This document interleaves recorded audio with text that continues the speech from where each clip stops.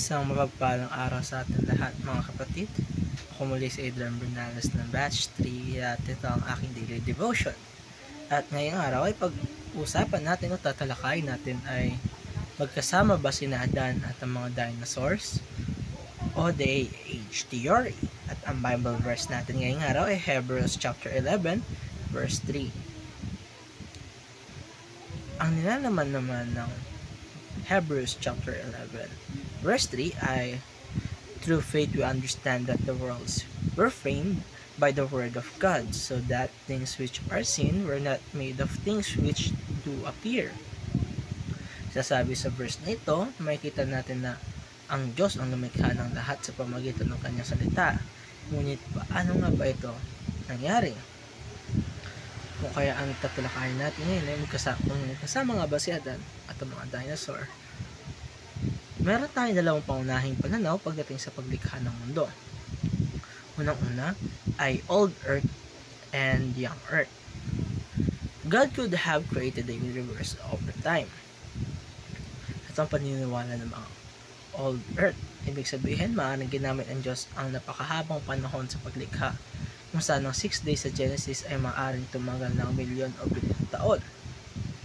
Sa ganitong pananaw, maaaring hindi nagkasabay sina Adan at ang mga dinosaurs dahil naniniwala na ang mga dinosaurs ay nabuhay bilyong-milyong taon pa bago dumating ang mga tao.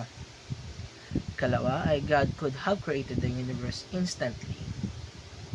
Ito naman ay pinaniniwalaan ng mga Young Earth. Sinasabi dito o naniniwala sila na ang paglikha ay literal na 6 na araw at dahil dito, posibleng sabay na nabuhay sina Adan at ang mga dinosaur. Ito rin ang pananaw ng maraming Bible-believing Christians dahil sa straightforward reading ng Genesis 1. Yung katatlo ay God created the literal Adam and Eve. Ano man ang pananaw natin sa haba ng paglikha, isang bagay ang nakasisigurado tayo na si Adan at Eva ay totoo at literal na nilalang ng Diyos. Hindi sila makakatang-isip lamang o simbolismo ng sanlibutan ng mga tao. Sila ang unang tao na nilikha ng Diyos at sila ang ating mga unang magulang. Kung kaya nung sumaway si Adan at kinagat ang mansanas sa prutas sa puno ng kaalaman ay nahulog tayo sa kasalanan. Kung kaya lahat ng sumunod na henerasyon mula kay Adan ay nahulog na rin sa kasalanan hanggang sa henerasyon natin ngayon. Para naman sa ating application ay unang-una, believe in the literal historical Adam. Marami nasabi na si Adan ay isang representasyon ng tao lamang. Pero bilang mga Kristiyano, dapat tayo maniwala na siya ay isang tunay na tao. Kung hindi literal si Adan, paano magiging totoo ang kasalanan ng tao?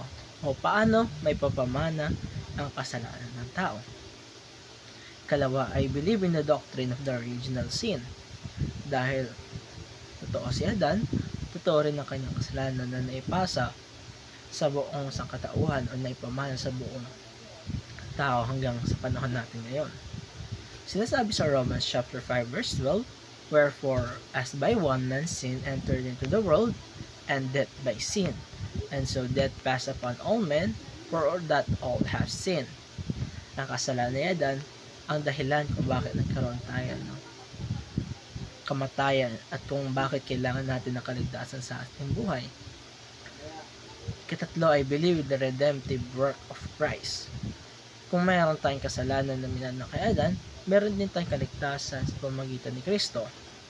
Dahil sinasabi sa 1 Corinthians chapter 15 verse 22, for as in Adam all died, even so in Christ shall all be made alive.